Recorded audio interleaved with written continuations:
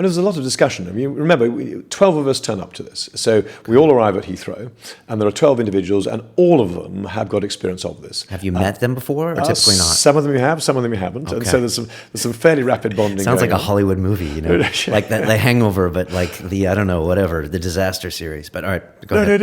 No, it probably is. So you arrive, and then you're then told of your route. Get hold of some money, some cash is given to you, your equipment is given to you.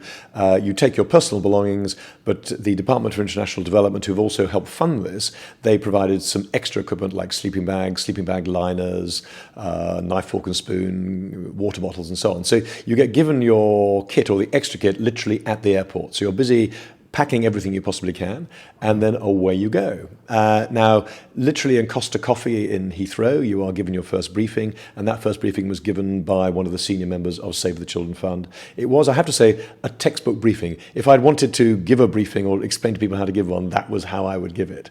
And so you really felt motivated. You know, okay. I want to get out there. Now, you at that point in Heathrow, you're still 20 hours away from the location. Right. There's a lot of travelling to do.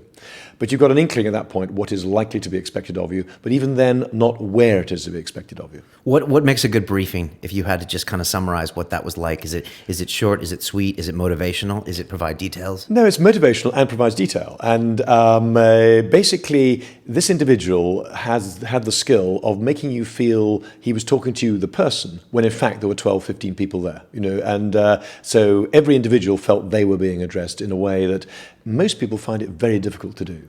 No notes, nothing at all. Looks you in the eye when he wants to look you in the eye, and no, you feel very motivated. I felt very motivated after that. And this is coming from an SAS soldier. I'm sure you've heard some I've people had talk to you. countless briefings. Okay. And he's up there with the best of them. And he works for Save the Children. He does. Okay. Yeah. All right. So you're given the mission. You're flying off to Manila via something? Sure. Yeah, well, we knew we were flying to Manila. That was via Kuala Lumpur.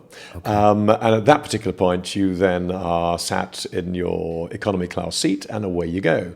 You change in Kuala Lumpur. We ended up in Manila. And then in Manila, you're met in country by one or two individuals who've been there for a few more days. They have just put out feelers, and they begin to give you a feel of the sorts of things you might be thinking about. This location, there's unlikely to be many casualties. In that location, there's likely to be a lot. These areas have been missed out. These areas haven't, and so on. So you're beginning to get a feel at this stage of what is expected of you. Okay, talk to me about typhoons. How big was this? And it's such a different kind of damage than, say, an earthquake, I'm guessing, or a civil war. But what did you learn right away about the typhoon and its severity compared to previous ones in the Philippines? Right. Well, I mean, in terms of meteorology, I know very little. But in terms of the strength of winds, I mean, basically, you don't want to be a strength 5. And this was a strength 5. This was as strong as they get. And as far as we were told, it was the strongest typhoon ever to have made landfall.